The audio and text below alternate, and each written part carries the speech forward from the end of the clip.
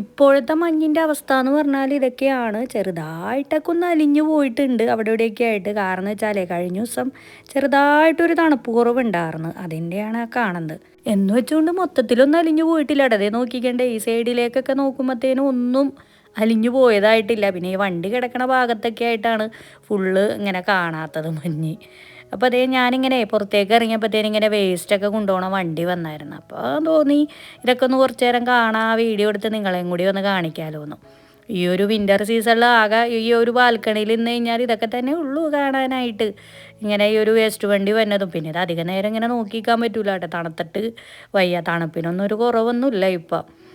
പിന്നെ ഈ സമ്മർ സീസണിലൊക്കെ ആണെങ്കിൽ ഇങ്ങനെ മൊത്തം പുല്ലൊക്കെ ഉണ്ടാവുമല്ലോ. അപ്പോൾ ഈ പുല്ലൊക്കെ വെട്ടണ വണ്ടിയൊക്കെ വന്ന് ഇങ്ങനെ ഫുള്ള് ക്ലീൻ ചെയ്യണതൊക്കെ നമുക്ക് കാണാൻ പറ്റും. അതൊക്കെ നമുക്ക് കുറച്ച് നേരമൊക്കെ ഇങ്ങനെ നോക്കി നിൽക്കാം. അല്ലാതെ വേറെ എന്താണ്. ഇപ്പം നമ്മുടെ അപ്പാർട്ട്മെൻ്റ് എന്ന് പറഞ്ഞാലേ ഒരു മൂലയിലായിട്ടാണ് വരുന്നത്. അപ്പോൾ അതുകൊണ്ട് പ്രത്യേകിച്ച് അങ്ങനെ ഒന്നുമില്ല. അപ്പോൾ ഇവിടെ വരുന്ന ആളുകളും ഈ ഭാഗത്ത് താമസിക്കണവരെ വണ്ടികളൊക്കെ തന്നെ ഉള്ളൂ ഇവിടെ.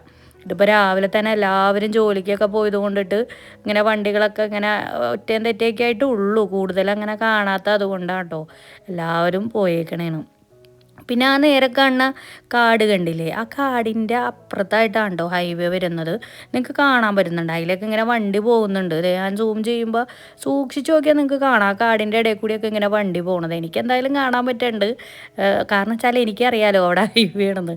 അപ്പോൾ അതുകൊണ്ട് ഈ ഹൈവേന്ന് അധികം ദൂരമൊന്നുമില്ല കേട്ടോ നമ്മുടെ ഈ അപ്പാർട്ട്മെൻറ്റ് എന്ന് പറഞ്ഞാൽ. റോഡ് സൈഡൊക്കെ തന്നെയാണ്. അപ്പോൾ ഇതൊക്കെ തന്നെയാണ് ഇവിടുത്തെ കാഴ്ചകൾ. പ്രത്യേകിച്ച് ഇപ്പോൾ എന്താ കാണിക്കുക. അന്ന് മഞ്ഞ് പെയ്തതിന് ശേഷം പിന്നെ മഞ്ഞൊന്നും പെയ്തിട്ടില്ല കേട്ടോ. പെയ്യും പെയ്യും എന്ന് പറയല്ലാതെ പെയ്തിട്ടില്ല. എന്തായാലും വെയിറ്റ് ചെയ്തിരിക്കുകയാണ്. ചിലപ്പോൾ പെയ്യുമായിരിക്കും ഈ ആഴ്ചയിലെങ്കിലും. ആ ഒരു പ്രതീക്ഷയിലാണ്. എന്തായാലും പെയ്താൽ എന്താ, പെയ്തില്ലെങ്കിൽ എന്താ, എന്തായാലും പ്രശ്നമൊന്നുമില്ല. ഇനിയിപ്പോൾ പെയ്ത് കഴിഞ്ഞാൽ ഈ പുറത്തേക്കൊക്കെ ഇറങ്ങാനൊക്കെ ഒരു ബുദ്ധിമുട്ടായിരിക്കും. ഞാൻ കഴിഞ്ഞ വീഡിയോയിലൊക്കെ ചെയ്ത പോലത്തെ അത്തരം ബുദ്ധിമുട്ടുകൾ അത്രയൊക്കെ തന്നെ ഉള്ളൂ. അല്ലാതെ വേറെ പ്രശ്നങ്ങളൊന്നുമില്ല. ഇതൊക്കെ ഇങ്ങനെ കാണാം, ഇങ്ങനെ തണുപ്പ് ആസ്വദിക്കുക, അത്രയൊക്കെ തന്നെ. അപ്പോൾ എന്തായാലും എന്തേ വേസ്റ്റ് വണ്ടിയൊക്കെ അവർ ഇങ്ങനെ ഓരോന്നോരോന്നായിട്ട് ഇങ്ങനെ അതിൻ്റെ ഉള്ളിലേക്ക് നിറച്ചിട്ട് ഇങ്ങോട്ട് ഇങ്ങനെ കൊണ്ടുവന്ന് വെക്കണതൊക്കെയാണ് കേട്ടോ ആ കാണുന്നത്. ഇതൊക്കെ കണ്ടിരിക്കാനൊക്കെ നല്ല രസമാണ് അവരിങ്ങനെ ചെയ്യണതും ഒക്കെ. അത് ഓരോന്നിനും ഓരോ വണ്ടികളായിട്ടാണ് കേട്ടോ വന്നത്. ഇപ്പോൾ ഇവിടുത്തെ ഏകദേശം എടുത്ത് കഴിഞ്ഞിട്ടുണ്ട്. ഇനിയിപ്പോൾ അവർ അടുത്ത ഭാഗത്തേക്ക് പോണതാണ് കേട്ടോ ആ കാണുന്നത്. അപ്പം നമുക്കിവിടെ അടുത്ത് തന്നെ ആ വേസ്റ്റിൻ്റെ സെക്ഷൻ ഉള്ളത് കൊണ്ടാണ് നമുക്കിതൊക്കെ കാണാൻ പറ്റണത്. അല്ലെങ്കിൽ ആകെ ബോറടിച്ച് പണ്ടാരടങ്ങിയേനായിരുന്നു.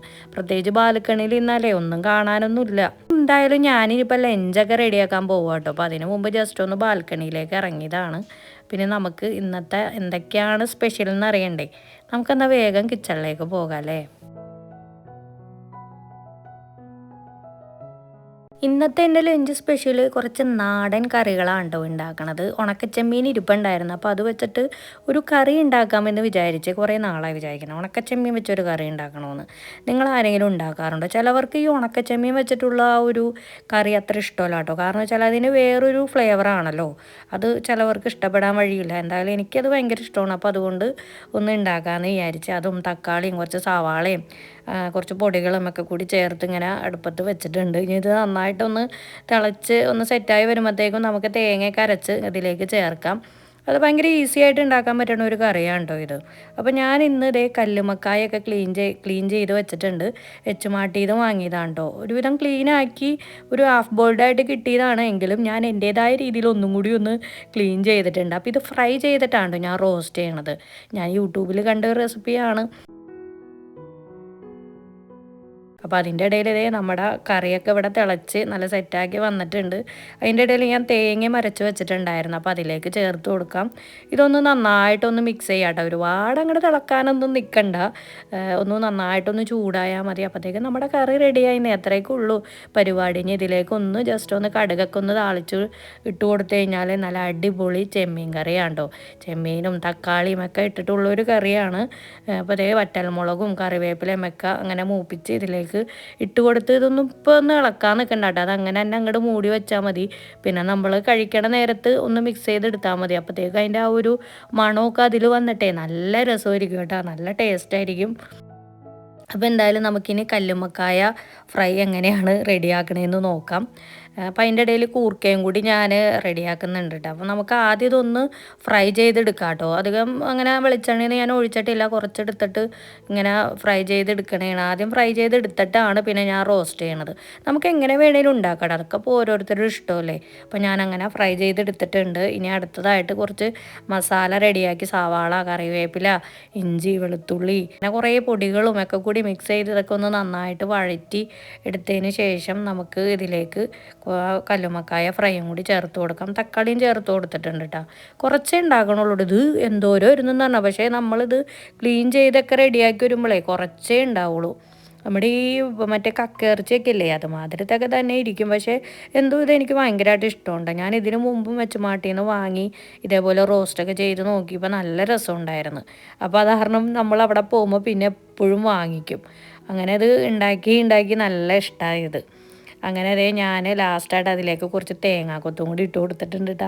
കിടക്കട്ടെ എന്ന് വിചാരിച്ചാൽ അതും കൂടി ഇടുമ്പോൾ ഒരു പ്രത്യേക ഒരു ടേസ്റ്റാണല്ലോ അതിങ്ങനെ കടിച്ച് തിന്നാനായിട്ട്. ലാസ്റ്റ് കുറച്ച് കുരുമുളക് കൂടി ഇട്ടപ്പോഴത്തേക്കും നമ്മുടെ റോസ്റ്റ് ഇവിടെ റെഡി ആയിട്ടുണ്ട്. അപ്പോൾ നിങ്ങളാരെങ്കിലും ഇങ്ങനെയൊക്കെ റെഡിയാക്കിയിട്ടില്ലെങ്കിൽ ഒന്ന് റെഡിയാക്കി നോക്കട്ടെ, നല്ല ടേസ്റ്റാണത്. ഇവിടെ പിന്നെ ഫുൾ ഇങ്ങനെ ക്ലീനാക്കിയൊക്കെ കിട്ടും കേട്ടോ, അതുകൊണ്ട് പിന്നെ നമുക്ക് എളുപ്പമാണ്, വലിയ ബുദ്ധിമുട്ടൊന്നുമില്ല. എന്നാലും ഞാനും കുറച്ചും കൂടി എൻ്റേതായ രീതിയിലൊന്ന് ക്ലീനാക്കിയിട്ടുണ്ടായിരുന്നു.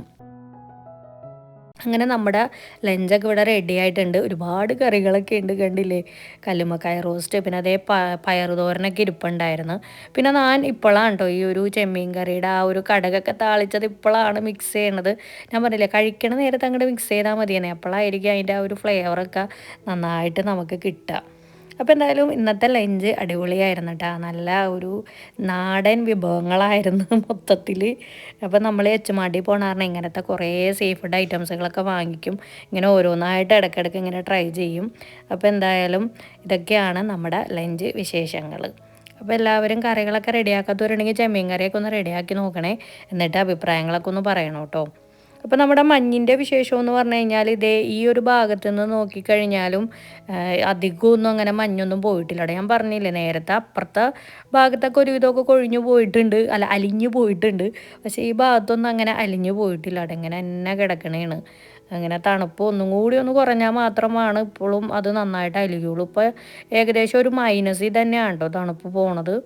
ഏകദേശം ഒരു 2 മാസം 3 മാസമൊക്കെ ഇനി തണുപ്പ് ഉണ്ടാകുമെന്ന് പ്രതീക്ഷിക്കുന്നു. എന്തായാലും നമുക്ക് നോക്കാമല്ലോ എങ്ങനെയൊക്കെ ആകുമെന്നുള്ളത്.